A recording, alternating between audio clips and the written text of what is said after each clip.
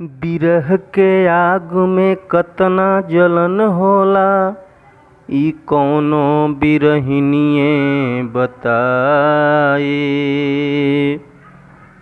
गोतिया पट्टीदारी का कहाला, ई कौनो गोतिनिए बताई। एगो पति परदेश बाणे, उनकर औरत कौना भाव में अपना दिल के बात कहतड़ी, सुने के। कहिया ले अइब सजनवा, मनवा न लागेला ए राम।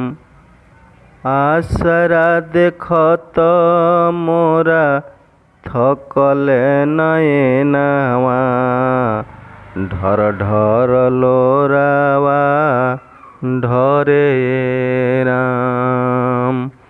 आसरा देखत मोरा थकले नयनवा, ढर ढर लोरावा ढरे राम।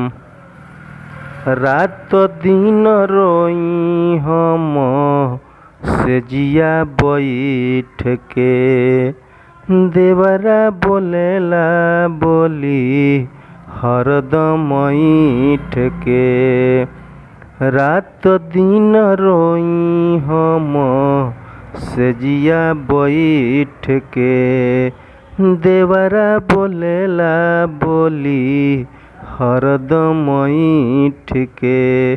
सुना सुना लागे मोर मन के अगनावा, मनवा न लागेला ए राम। सास ननद के बोली बिछुआ के डंक रे, तोहरो दुलारी भैनी रनिया से रंग करे। सास ननद के बोली बिछुआ के डंक करे, तोहरो दुलारी भैनी रनिया से रंग करे। कहियाले समदर जी देव दर्शनवा, मनवा न लागेला ए राम। कहियाले देव दर्शनवा, मनवा न लागेला ए